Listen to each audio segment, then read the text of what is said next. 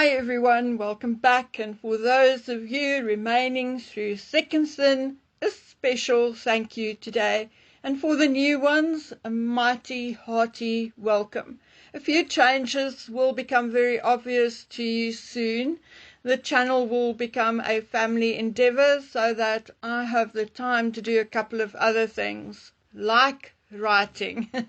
I sometimes or very often prefer writing to talking actually. Creative endeavors will be posted on my website and articles on Substack. I also have a lot of sewing to catch up on, but for now, until the schools start again, it will be a very slow process. Okay, guys, we'll catch up on a lot over the next few weeks, and I will inform you of new postings as they happen.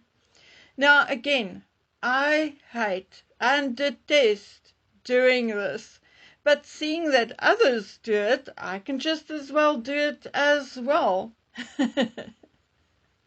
And here it comes. I told you so. I told you Harry was going to get his full security back. My one contributor was, again, 100% correct. And as a result, I was the first to tell you that he was getting it. And because he and his family are now recognized as protected persons in the United Kingdom, all Commonwealth countries will have to follow suit. So if Harry and his family goes to Canada, New Zealand, Australia, the Bahamas, Grenada, Jamaica, St. Lucia, Solomon Islands, Tuvalu, St. Vincent and the Grenadines, etc., etc., they will also receive state-funded security. So enjoy paying for hairballs, security, Canada, Australia, New Zealand, and the rest. I mean, it's not like your own people need that money, time, and energy. Now, in all seriousness, no, I can't be serious yet. Well, I really laughed because the one article states that the king can still veto the decision, but it's doubtful that he will. I mean, how hilariously funny. What fools people can be. Why would Charles veto it if he finally caved and used his influence getting it for Harry? Because, and here comes a direct quote, he has not seen his grandchildren since the Queen's last Platinum Jubilee. Yeah, that's the excuse they're using, which in itself I think is bullshit, and for two reasons. When Harry and Meghan went to Clarence's house during the Jubilee, they went alone. They drove in alone and they came out alone. And there's a photograph to prove it. And when they departed, nobody at that airfield saw any children. And I think if there's someone who can corroborate it, it would be Trevor Colt, because I think he had a friend working there that day, if I remember correctly. But the same applies after they landed. Yes, we saw them unload kids' stuff, a swing, a feeding chair, blah, blah, blah. But no one I know of actually saw children. So those were either gifts or stuff which were in Frogmore, which they brought back. Anyway, there you have it. And besides, Harry himself let it drop that his father intervened. Okay, guys, but what does all of this mean? It means, number one, that Harry has his IPP status back. I mean, how else? If you are considered a protected person in 15 countries, how can another country deny you? Number 2, I think Charles intervened because Harry can no longer afford his own security. And number 3, what is this going to mean for America, where he now resides? I mean, if he still does, we don't even know that for sure. Will the American government now provide them with security, or will Pa pay for his security in the United States out of pocket? I honestly don't know, but it is a question we should keep asking. What really ticks me off is the fact that they, Buckingham Palace, Torben Andre, Charles, Harry, and Ravik, are all now using a lie, a fraud, and a setup as excuse to give Harry his state-funded security back. You see, they are using the supposed stalker narrative to excuse their theft. Sorry, that is how I see it, and I'm just being honest about my feelings, okay? But that is the narrative they are using to excuse their theft from the public. We all know the supposed stalker was a paid Sussex squad who had often been at the same place as Harry and Meghan, and often with one or two other Sussex squad members. They sometimes appear, well, to me, to be some sort of rent-a-crowd. That woman is not a stranger, and we all know it was a setup. But they had to use something as an excuse, as the court had turned down Harry's request not once, not twice, but 3 times. And what happens now to the legal fees? The government spent $748,000 on the original case, and about $137,000 on the next case, the second one, and on the appeal about $100,000.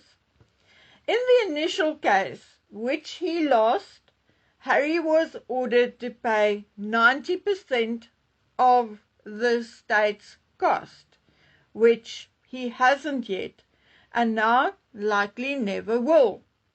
So those of you who will be battling this winter, go knock on Charlie's door and ask him to refund the money to the state or to some food bank or to whatever services you need, because this is utter shit.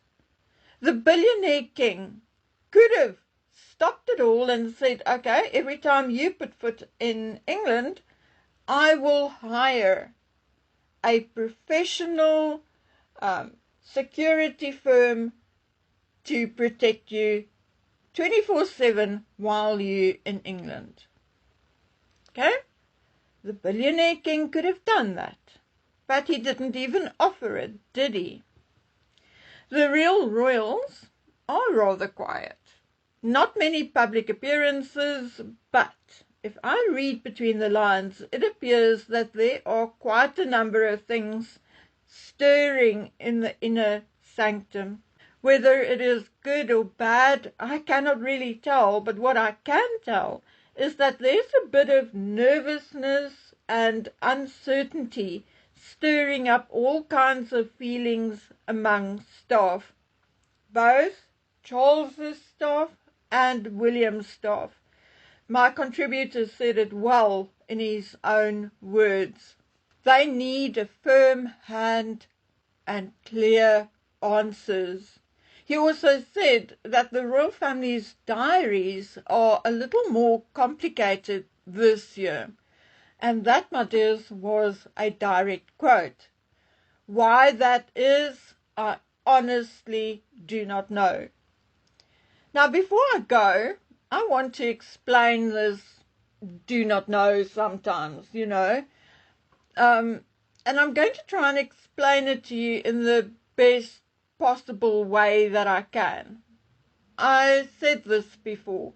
I do not have many sources. I have 2 regular contributors, 2 occasional sources, and then a subscriber or 2 or 3 or 4 coming up with something from time to time. My 2 regulars, however, bears a complicated issue.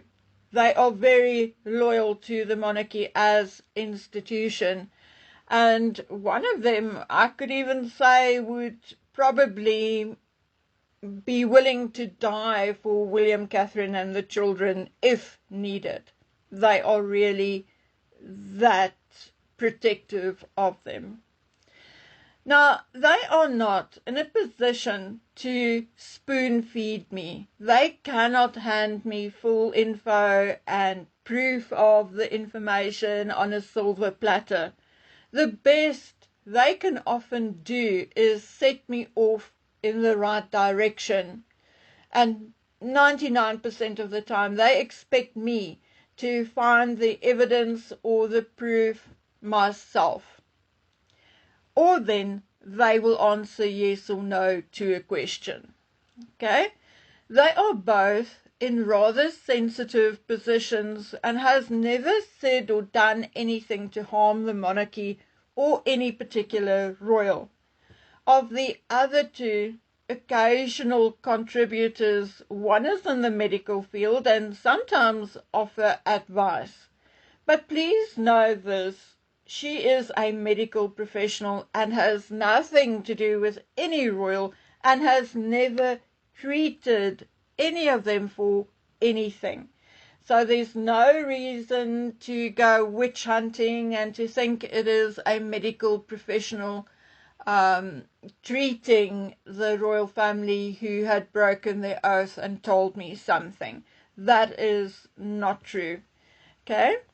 And the 4th occasional contributor is a retired journalist. And what he does for me sometimes is he makes use of his old contacts to either verify or to contradict something I heard. Okay.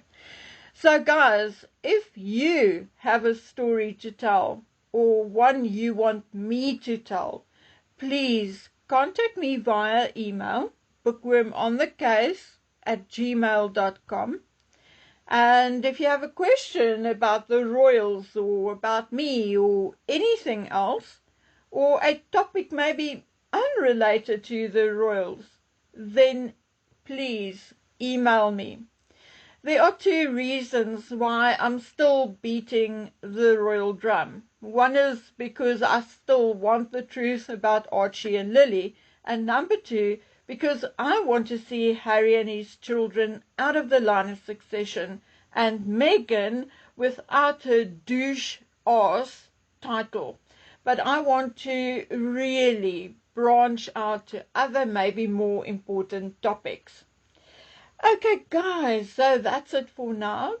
By God's grace, if I see you tomorrow, then please take good care of yourselves, stay safe, stay out of trouble. Okay, without you, this channel is absolutely worth nothing. So until then, please take care. See you tomorrow. Bye.